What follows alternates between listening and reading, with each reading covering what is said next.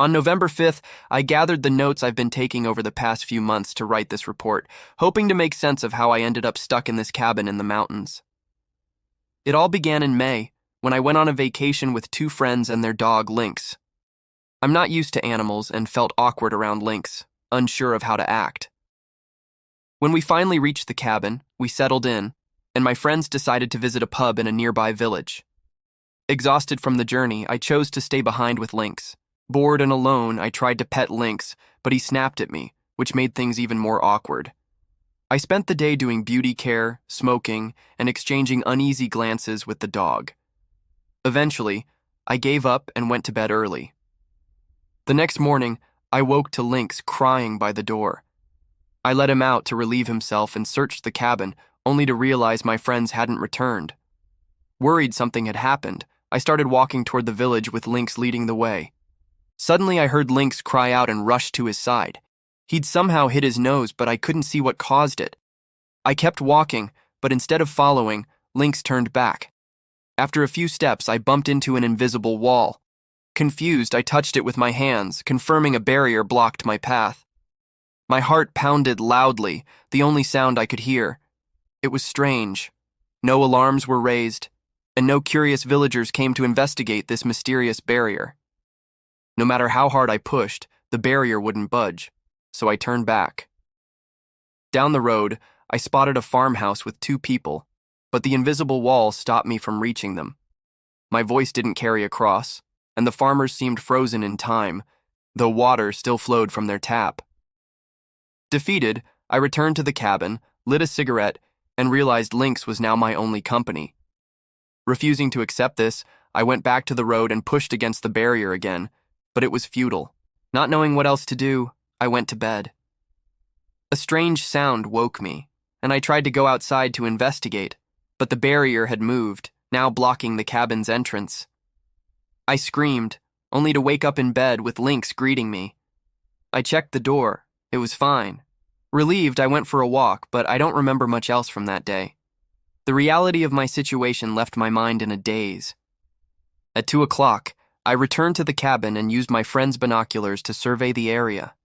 The couple at the farmhouse still hadn't moved, and I concluded they were dead, as were the villagers. I thought about my friends, wondering if I should have gone with them to face whatever fate they met. Just then, Lynx started barking and ran off. I followed and found him with a cow. At first, I hid in fear, but then I approached and befriended her, naming her Bella. I brought her back to the cabin for milk, a blessing and a burden. The next day, I took my friend's car and drove toward the village, hoping speed would break through the barrier. I saw an abandoned vehicle on the other side, which gave me hope, but the car crashed against the invisible wall. Ignoring a bleeding wound, I touched the barrier, pondering its meaning. For 10 days, I tried everything to cross it, but nothing worked. Finally, I broke down in bed, accepting that no one was coming for me. I considered ending it all, but remembering my friends' stocked provisions, tons of wood and potatoes, I decided to survive in their memory. I started a potato farm with Lynx digging alongside me. Each morning, I wound the clocks and marked the calendar. On May 30th, it rained all day, so I stayed inside.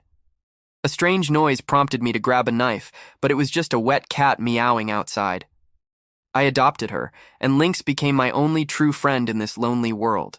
Eventually, I tried hunting. I'd never used a firearm before, and when I shot at a deer, the recoil injured me, and the animal fled. Wandering, I found the wrecked car again. The radio had mostly static, but one station played music.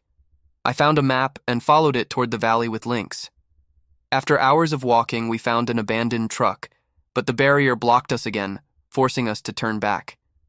Through exploring, I memorized the areas within the barrier, finding quicker routes to the valleys. I could visit and return in a day, ensuring I didn't leave the animals too long. I found empty cabins and took useful items. Lying on the grass with Lynx, listening to birds under the warm sun, transformed me. I felt connected to nature. This made hunting harder. I felt guilty when I finally killed a deer. Its pain haunted me, and I never wrote about that first hunt, disgusted by it. One night, a loud thunderstorm kept me awake. The next morning, A noise from the cabinet revealed the cat had given birth to a white kitten, Pearl. She started scruffy but grew beautiful. Caring for the animals kept my panic at bay, replacing my old work responsibilities. On July 20th, I began harvesting hay in the meadow with Lynx's quiet support. It was grueling, and it took 3 weeks to finish. The farmhouse couple remained frozen behind the barrier. Surviving was harder than I expected, and depression hit. I cried but refused to abandon my animals. It took 2 weeks to go out again. In the forest, I found fruits and vegetables, enough to last the winter. Our meals improved. One day, I dreamt of strange clothes hanging on a tree, a nightmare that shook me. Autumn, my favorite season, brought worse nightmares than the flu. I was tired, but Lynx's cheerfulness kept me going. I hugged him often, grateful for his company. Now, I realize Lynx is gone, but I still talk to him on walks. On October 27th, the first snow fell, lasting a few days. Warm winds followed, making sleep difficult. After 3 days, I found Pearl dead outside. I buried her under Lynx's watch. In midwinter, I saw a fox by the stream but couldn't shoot, haunted by Pearl's death and my sense of right and wrong. I chose mercy. I brushed Bella daily, seeing her as a sister. She grew round, possibly pregnant. Hunting again, the feel of a deer's heart kept me awake. On January 11th, Bella bled slightly, and I watched her all day. That evening, she gave birth to a calf. Winter brought heavy snowstorms and seasonal depression. Lynx forced me out of bed, keeping thoughts of self-harm at bay. After winter, I moved to a meadow cabin on May 25th with my animals. The beautiful pasture gave me hope. I lived at peace with nature, the stars, and my animals, feeling appeased. Those memories were so vivid I didn't take notes. On October 16th, I resumed note-taking, doubling my wood supply.